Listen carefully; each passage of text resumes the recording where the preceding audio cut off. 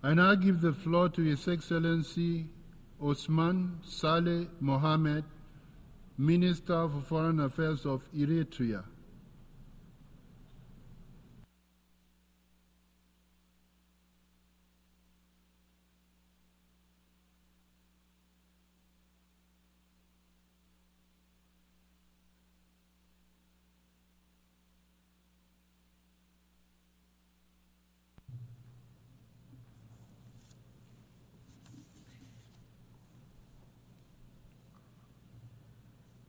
Your Excellency Philemon Yang, President of the 79th Session of the United Nations General Assembly, Your Excellency Antonio Guterres, Secretary General of the United Nations, Honorable Heads of Delegation, distinguished delegates, ladies and gentlemen. Mr. President, allow me to join previous speakers to congratulate Your Excellency for your election to the presidency of the 79th session of the United Nations General Assembly. The current session is taking place at a crucial juncture of transition in the architecture of global governance. Before delving into the main subject, allow me to digress a bit and dwell on some historical perspectives. As it will be recalled, maintenance of global peace was indeed the overarching mantra and proclaimed objective when the League of Nations was established 1 century ago in January 1920 in the immediate aftermath of the First World War. But in spite of the lofty pronounced objectives, the League of Nations could not fully measure up to the noble task and deter the eruption of the Second World War. 25 years later, in October 1945, the United Nations was solemnly established to prevent another world war and guarantee durable global peace, but our global community was plunged into the era of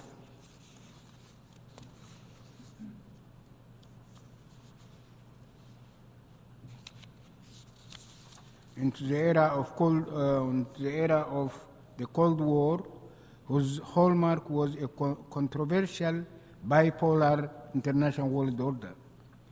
With all its dynamics and the deleterious consequences to global peace and stability, the Cold War era culminated after 45 years in 1991 in the collapse of the former Soviet bloc. As it happened, this later phase ushered in a new precarious epoch of the unipolar world order, which was in essence bereft of any new ideology. As a matter of fact, the new dispensation represented a retrograde relapse to and revival of centuries-old colonialism and slavery, indeed the resources and wealth of others were usurped to mollify the insatiable greed of the few through force and other tools of repression. The manifestations of this policy are myriad and include pronounced policies of containment by the architects and proponents of a unipolar world order in the European theater, and especially reckless acts in Ukraine. Provocative containment policies against China pursued in Asia for analogous objectives and considerations. Trends that these policies portend to global peace. In our neighborhood, the ramifications of this policy include the perilous war unleashed to stifle the Palestinian cause and evict them from their land, the commotion that it continues to engender, and the wider regional conflagration that it may trigger.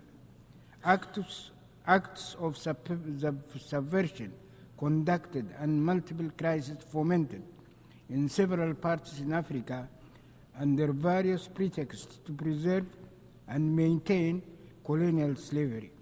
Overt interventions carried out in the same manner in Latin America to install surrogate regimes.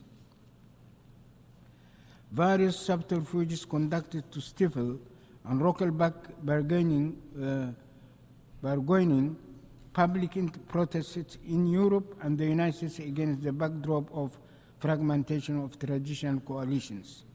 All these distressing developments and trends amplify the innate flaws and dysfunctionality of the reckless policies of the unipolar world order.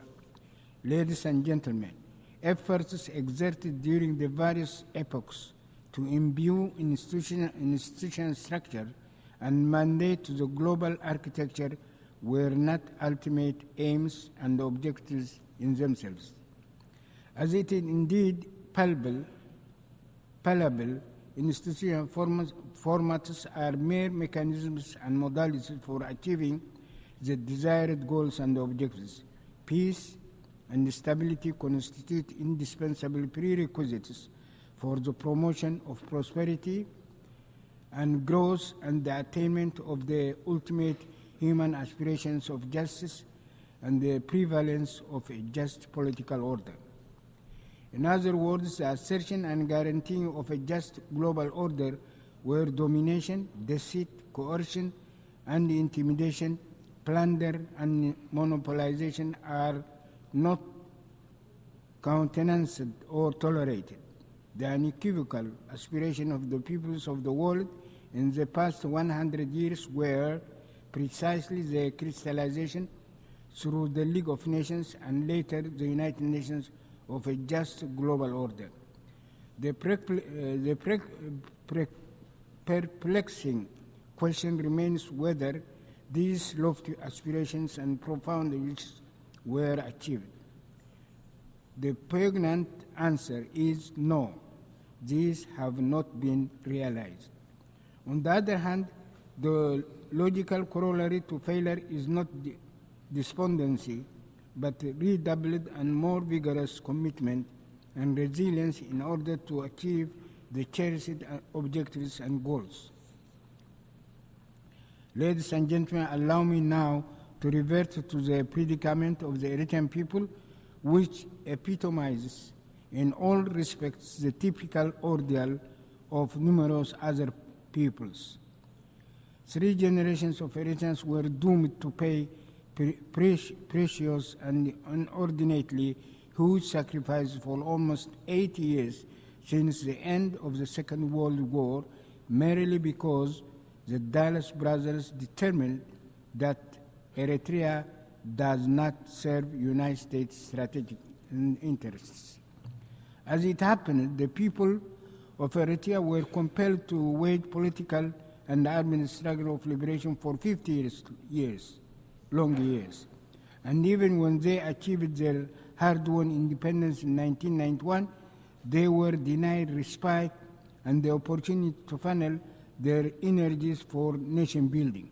Indeed, the same hegemonic policy, consideration, and defunct ploys were ramped up to foment unremitting crisis and instability by instigating border conflicts and other ruses.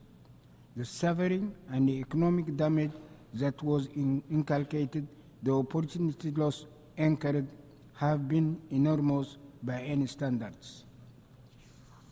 Still, and in the face of unwarranted onslaught, the resilience of the Eritrean people was not dampened, and yet the spiral of mindless hostility continued to intensify without let up. In 2009, Eritrea was subjected to sanctions on the basis of unsubstantiated and trumped-up charges. As it happened, the forces of hegemony plotted to further punish the people of Eritrea and invoked a preposterous pretext for a people and the countries that have waged a relentless struggle against terrorism and domination for decades. The sanctions were ultimately lifted in 2018, but the question remains, why was it imposed in the first place? Furthermore, it must be borne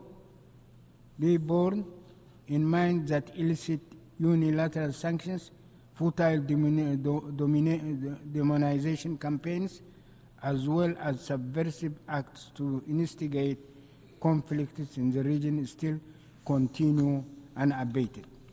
Ladies and gentlemen, the ordeals meted out to the people of Eritrea is only the tip of the iceberg. The tribulations imposed on other peoples in Africa, Latin America, Asia, Europe, and the Americas are severe indeed. In the event, we urge for the categorical lifting of the unilateral coercive measures and sanctions imposed on countries like Eritrea, Zimbabwe, Venezuela, and Cuba, imposed including the 60 years long embargo against Cuba and its unjust placement on the dubious list of state sponsors of terrorism. Meanwhile, we need to pause and ask what is the relevance and impact of the fundamental principles enshrined in the United Nations Charter against the backdrop of the law of the jungle that the hegemonic powers are bent on imposing. This precarious reality amplifies the imperative and urgency for the peoples of the world to strive with higher vigor, fortitude, and enhanced solidarity than what has transpired for 100 years, to install a global order that guarantees peace and stability. This is not an opinion that can be left to circumstances. The forces of hegemony must also be made accountable for their crimes for the dispensation of justice. Let me conclude my brief address by reiterating our best wishes for success in our current endeavors. I thank you.